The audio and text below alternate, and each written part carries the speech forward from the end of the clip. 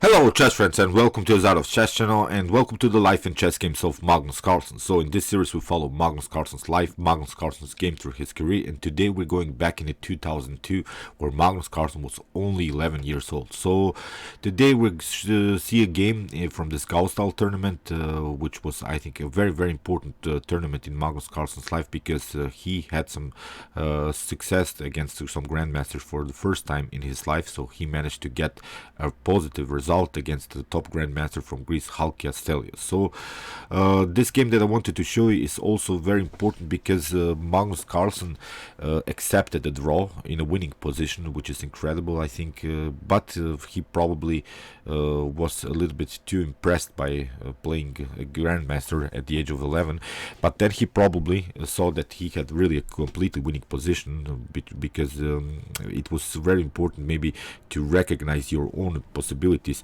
because you don't want to underestimate your opponents, but you don't want to underestimate yourself, because when you see that you can really play against this top grandmaster, then you want to get better, and then really try to improve, and then after 2 or 3 years I think Magnus Carlsen would have crushed Halkias Stelios immediately in this particular position that was played in this game. So as said, Magnus played this Gaustal tournament. He had only 4.5 points, but still I think it's a great result because Magnus Carlsen managed to win all of the games against low rated opponents.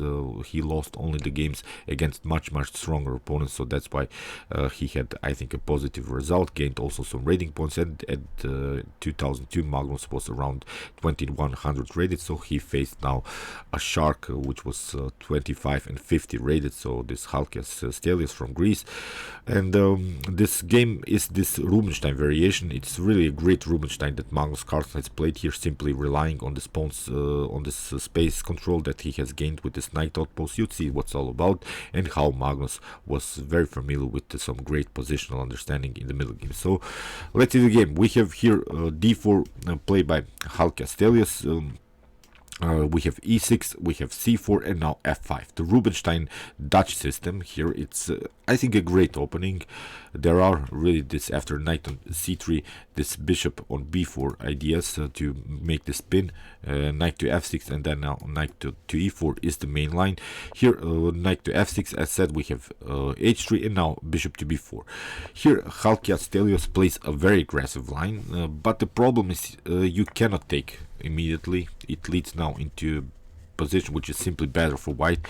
If you take the pawn here, then we have e4 attacking the knight. You have to retreat with your knight or make something, I don't know, like h5, but h5 is again not good. We have f3 again kicking away the knight, so that's why knight to f6, but now e5. Where to go with your knight? If you do the spinning situation, then queen on g4 is the main idea. If you take, then a3 is the main idea again here in the continuation of the game, not to take the pawn immediately because you lose the rook on a1, of course. Here after queen to e7, I think white can simply take. After queen to b4, we have bishop to d3, and now this pawn is hanging. We have also some possibilities to play bishop to g6, really creating dangerous threats with this bishop. I think again this is simply winning for white. You don't have good discovered attacks with your queen.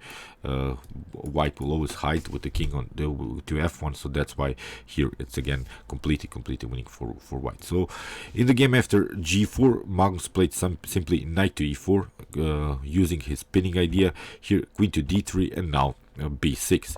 We have knight to f3, and now bishop to g7, of course getting use of this diagonal. But the more important thing is that Magnus here supported this knight on e4, simply playing around this outpost, the knight, which is very important to recognize your own outposts, your own positional advantages, because now Magnus Carlsen has already a piece that's cemented on the other side of the board, on the other side of your opponent's board, and now we have really some great attacking possibilities. Now the main idea maybe is to castle and maybe get use of the f-file if the position of course gets opened, but here Halkias Stelios played immediately G takes f5. After e takes f5, we have rook to g1 attacking the pawn on g7. But there is maybe an idea to go castling here, but I don't think you should do that, because then we have some bishop to h6 ideas, maybe followed with knight to e5. So many great attacking possibilities also for white here. So that's why Magnus finds really the best move here, queen to e7. Not that this only move only defends this g7, it also supports this very important pawn, this central control that Magnus Carlsen has built here with this knight outpost on e4. So Magnus played really great chess. You see, he didn't chicken out immediately with some retreating or maybe fixing the pawn. He played developing chess, but also supporting chess. Now we have sort of a double function by the queen, and this is a great move, this queen to e7. So in the game, bishop to f4 was played by Halkias. Now d6, we have knight to g5 attacking now finally this knight, which is very annoying to handle here from white's perspective. And here Magnus played bishop to c3. This is now really the correct continuation, because if you try here knight to d7, here after knight takes on e4, we have f takes e4, but here after queen to c2, now the position is a little bit simplified, and the pin is not so powerful anymore. After something like a3, black has to take, of course, the knight on c3, but then you don't have to recapture with the b pawn, you can recapture with the queen, and you don't have these weaknesses, this double pawns, which are the main idea from black's perspective, to create after bishop takes on c3 this double pawns on c3 and c4. So that's why in this particular continuation it wouldn't be a possibility. Now I think white can simply play something like e3, also fixing the position, and this bishop, which was really one of the best minor pieces of black here, would be sort of a blocked out piece and wouldn't be participating in the attack anymore. So that's why Magnus played here really sort of a stockfish move, bishop takes to c3 first, after b takes on c3. Now we have h6 kicking away the knight, and now knight to f3. If knight takes e4, then we have, of course, bishop takes on e4. Now the bishop is again active on this centralized square on the center of the board. Now it will be a monster bishop here. So in the game, that's why knight to f3 was played, and now Magnus simply continued to push g5. Very nice. We have e3, and now even f4, kicking away this bishop. This bishop has to retreat here on c1, and now we have a really weird position for white, because white has 4 of his pieces on the first rank. Magnus has here a completely winning position, I think, because his activity of his knight, of this bishop, and even with the possibility to do something like knight to d7 and queenside castling, is a very interesting idea, because now with this knight outpost, I don't think that white can really win this position. But in the game, knight to d7, as said, preparing a queenside castling by Magnus, h4. Here Magnus simply castled, also the correct idea, simply getting use of his activity that he has gained, and now with the preparation maybe to play rook to e8 and have also some dangerous attacks on the e file, and maybe try to clear somehow the situation in front of the king, maybe somehow try to deflect this pawn from the e file. And you see how passive now white is. I don't see a clear line what white should do here. I think white is simply lost here. In the game, bishop to h3 was played by Halkias, and now Magnus simply king to b8, again securing the king. The king is now perfectly fine. We have good pieces around the king, so the king is really not endangered. Still, our main idea, as said, is to go and launch our e-file attack. So in the game, bishop to a3 was played, and now Magnus missed, I think, a winning tactic here. It's game over if Magnus plays this move, and the move is Magnus played here in the continuation g takes h4, but the move is, you can pause the video and try to find now really the best continuation. It's a really aggressive move. It's sort of a forcing line, which causes many troubles for white here. Okay, take your time. It's really not so easy to see, because it's a great tactic here. You have knight from e to c5 here, so you can attack the queen.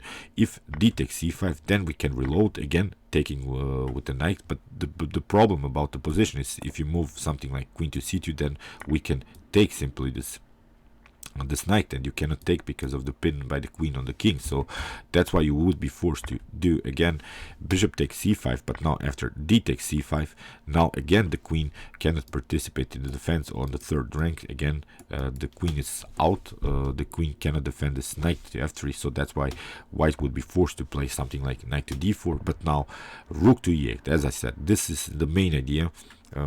Here in the game, if you try bishop to g2, then we can simply take, and now simply takes, c takes d4, and if white takes here, then we have rook to d4. You cannot take because you get checkmated on e2. So but okay, this was really hard to see. I think Magnus, as I said, was only 11 years old. So in the game, Magnus played also a very interesting move, g takes h4. It doesn't make anything bad here for Magnus. Magnus has still a winning position. After g takes h4, here Halki simply tried to close the position, but now knight on g5. This is now sort of a stockfish move. When I would have played this position, I would probably do something like knight to c5, but Magnus Carlsen played really the best move that's suggested here by my stockfish engine that I'm using for game analysis. Here after knight to g5, there is now the problem that after knight to g5, black can really fix the pawns here and get use of his pawn majority. Maybe play something like knight to e5, then bishop to c8, and get this b5 rolling, and then after that pardon me, g4, and then after that g3, simply using this pawn majority on the king side. But in the game here Halki didn't allow these scenarios. He simply took the bishop on d7, the knight on d7, the queen takes d7 was played, and now knight to h4, and now queen to a4. You see now how important it was for by Magnus Carlsen to take out this knight on c3, because now we have this weakened pawn structure, as I said, and now we should really try the main idea. It's similar to the Nimzo Indian or these types of setups. Whenever we manage to do that, the c3 weakness is sometimes too much to handle for white. After the move bishop on a6, we want to take it out, and now it's really hard to defend here immediately already for Halki. In the game, bishop to c1 was played by white, and now Magnus continued to push here to simply attack the weaknesses in white's position. Bishop on a6 attacking the pawn on c4.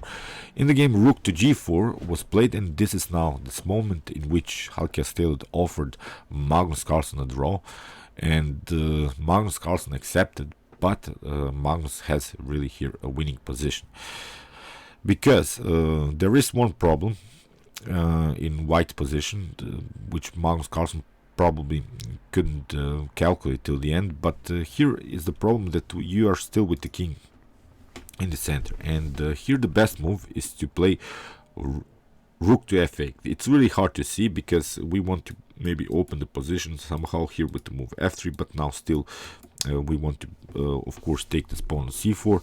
If you try knight to g6, this is the most interesting line, I think, to do this fork on both of these rooks. Then here I think you can simply play bishop to c4. If queen to d1, then we have a very interesting move, queen to e8. This is the tactic now. After knight takes f8, we have knight to f3. This is really incredible. Of course, the king has only one square. It is a square on f1. Now queen to h5 is immediately winning its forced checkmate sequence in 5. Here, if you try something like rook to g1, we can play first, of course, queen on h3, attacking the king. You have to cover with your rook, and now queen to h1, you have to again cover with the rook, and now we have a very nice checkmate here on g1. So Magnus didn't see that, but as said here, let's go back. In this particular position, Halki offered Magnus a draw. Magnus accepted, and at least Magnus gained a draw against the top grandmaster, which is also, I think, a great thing. But probably when Magnus Carlsen came home, when he saw the analysis on maybe his computer, he was not so satisfied with the outcome, because he had a winning position against the grandmaster, and which is really incredible, knowing that Magnus Carlsen was only 11 years old at the moment. So okay, I hope you enjoyed this game game. I enjoyed it a lot. It was a great attack by Magnus here with this outpost on e4, creating really nice positional possibilities here for black. And we'll follow now Magnus Carlsen's career even more through his ages, when he becomes the youngest intermaster in chess history, and many of these very important moments of his career. Meanwhile, you can watch my other videos from the series, and you can also watch my best chess games of all time if you want to see the best chess games that have been ever played in chess history. See you soon with some more videos, and chess is the best, of course.